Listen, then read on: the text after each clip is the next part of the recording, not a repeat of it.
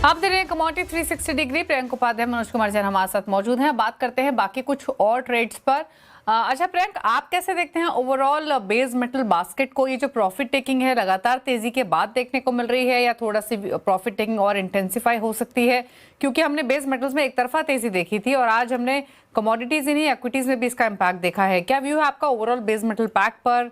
साथ ही कॉपर पर आपका सजेशन क्या रहेगा? देखिए, ओवरऑल जो हमने पहले भी डिस्कस किया था कि जो सारे बेस मेटल्स का जो ट्रेंड है वो अपवर्ड है from medium to long term perspective.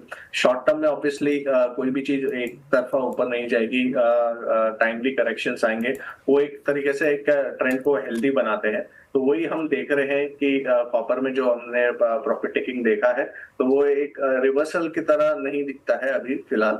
एक प्रॉफिट टेकिंग मुनाफा वसूली की तरह ही ट्रीट करना चाहिए, एक पुल बैक है।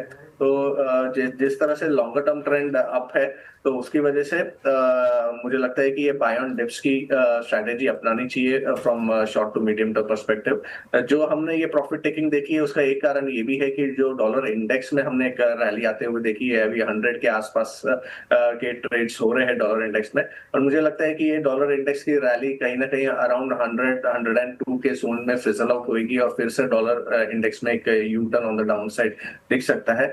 तभी एक हम देखेंगे कि सपोर्टिंग फैक्टर्स रहेंगे कमोडिटीज एज अ बास्केट के लिए। तो कॉपर मुझे लगता है कि जो करेक्शन आया है वो एक अपॉर्चुनिटी रहेगी to go long at lower levels.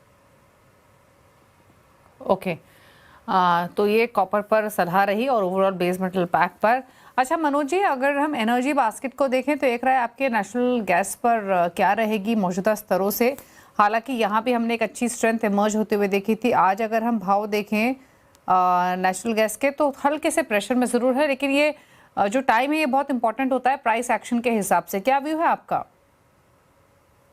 Deepali ji, trend यहाँ पे ओवरऑल नेचुरल गैस का भी पॉजिटिव और एक अच्छी स्ट्रेंथ हमने पिछले 3-4 सेशन में आते हुए देखी है, लेकिन प्राइस थोड़े ओवर स्ट्रेच्ड है तो वर्तमान लेवल पे बाइंग के लिए वेट करना चाहिए।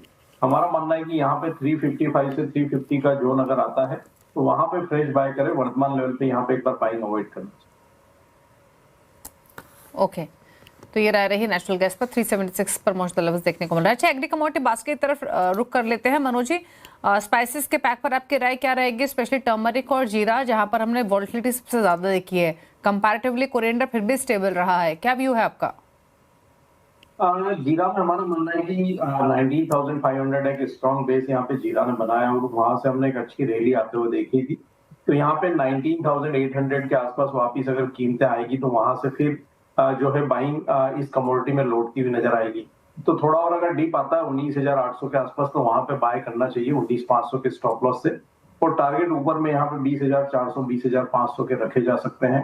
टर्मरिक यहाँ पे वेदर सेंसिटिवनेस के चलते काफी वोलेटाइल रही है पिछले कुछ सेशन से, तो हमारा मानना है कि वोलेटिलिटी यहाँ बनी रह सकती है। और एक जो रेंज है टर्मरिक दिसंबर कॉन्ट्रैक्ट में 14,100 से 15,200 का जो एक दायरा है वो बना ले सकता है। ओके, एक फटाफट से रहे ग्वार पैक पर और लेते हैं। अगेन मनोज जी, आप ये कमेंट लेना चाहेंगे? ग्वार सीड ग्वार गम काफी हल्के हो चुके हैं, ऊपरी स्तर तो नहीं कहेंगे, जो स्तर इनफैक्ट पिछले साल 2 साल से हम देखे तो उन स्तरों से अब क्या व्यू है इन लेवल से? हमारा मानना है दीपाली जी की यहाँ पे एक जो है रिकवरी आना चाहिए, चाहे वो ग्वार सीड हो या ग्वार गम हो। एक हेल्दी करेक्शन के बाद यहाँ पे निचले स्तरों पर फिर एक बेस बनता हुआ दिख रहा है।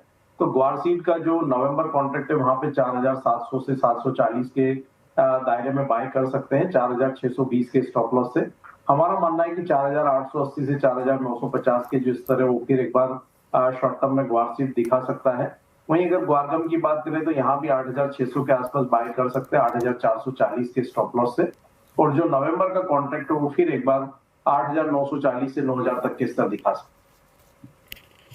ओके, इसके अलावा बाकी एग्री कमोडिटीज को देखेंगे आज के सेशन में तो कैस्टर में 0.5-1% की गिरावट देखने को मिल रही है। कपास हालांकि 1.5% ऊपर ट्रेड कर रहा है। Cotton seed oil cake flat है लेकिन बायस नेगेटिव है। 2944 के इसके लेवल्स देखने को मिल रहे हैं। एक बार डॉलर इंडेक्स और लेकर आते हैं आपके स्क्रीन पर और प्रियंका कमेंट ले लेते हैं। डॉलर इंडेक्स में किस तरीके का रुझान है? तो फिलहाल फ्लैट लेकिन बायस पॉजिटिव डॉलर इंडेक्स का। क्या रहेगी आपकी प्रियंका इस पर? देखिए डॉलर इंडेक्स में हमने देखा था कि इन मिड ऑफ सितंबर जो लोस हमने देखे थे अराउंड 96 हाफ से एक पुल बैक हमने देखा है। अभी 99 90 100 के जोन्स आए हैं।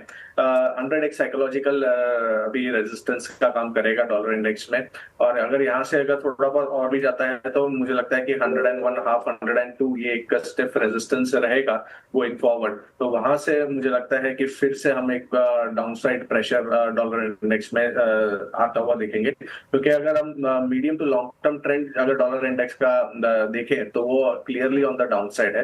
तो ये जो timely corrections on the upside है वो एक अपॉर्चुनिटी रहेगी dollar index to be sold at higher levels. चलिए, तो ये राय रही डॉलर इंडेक्स पर। शुक्रिया प्रियंक और मनोज जी, आप दोनों का ही आने के लिए शो में और सभी ट्रेड्स पर अपनी राय देने के लिए। इसी के साथ एक ब्रेक का वक्त हो गया। ब्रेक के उस पर भी खबरें जारी हैं CNBC आवाज पर। नमस्कार।